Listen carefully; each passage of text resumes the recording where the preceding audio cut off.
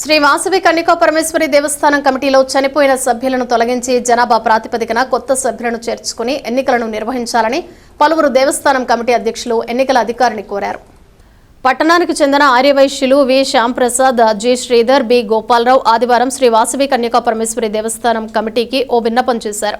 పార్టీలో 32,000కు పైగా ఆర్యవైశ్యులు ఉన్నారు. దేవస్థానం కమిటీలో క్రియాశీలక సభ్యులు కేవలం 1000 మంది మాత్రమే ఉన్నారు. వీరిలో పలువురు చనిపోయారు. ఒక్క మహిళా సభ్యురాలు కూడా లేరు. ఈ నేపథ్యంలో కమిటీకి ఎన్నికలు జరగనున్న దృష్ట్యా చనిపోయిన వారి పేర్లు తొలగించి కొత్త సభ్యులను చేర్చుకుని ఎన్నికలను నిర్వహించాలని, ఆ విధంగా శ్రీ వాసవి అమ్మవారి సేవను ప్రత్యక్షంగా చేసుకునే అవకాశం తమకు కల్పించాలని కోరారు.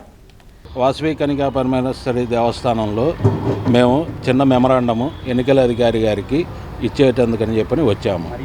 దీనికి సంబంధించిన విషయం ఏంటంటే, ఇది 1947లో శ్రీ వాసవి కన్యకా పరమేశ్వరి దేవస్థాన కమిటీ ట్రస్ట్ ఏర్పడింది.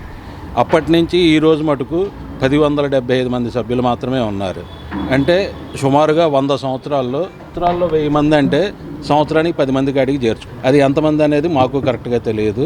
అది ఎన్నికల అధికారి గారు పరిశీలించి చనిపోయిన వాళ్ళని పేర్లు తొలగిస్తారు.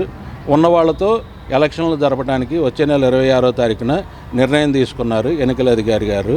దానికోసం అని చెప్పని మాకు ఇన్ని సంవత్సరాల నుంచి సభ్యత్వాలు రాయలేదు. నాకు సుమారుగా 55 సంవత్సరాలు.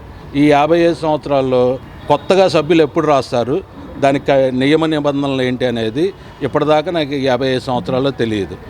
కొంతమందికి తెలిసినా కానీ అది వాళ్ళలో వాళ్ళు కుమ్మక్కై రాసుకున్న సభ్యత్వాలే కానీ, లక్షలు తీసుకొని డొనేషన్లు సభ్యత్వాలు రాసుకున్నారే కానీ ఏ రోజున కూడా మాలాంటి సామాన్యులకు అందుబాటులో ఉండే విధంగా సభ్యత్వాలు అనేది నమోదు కార్యక్రమం చేయలేదు.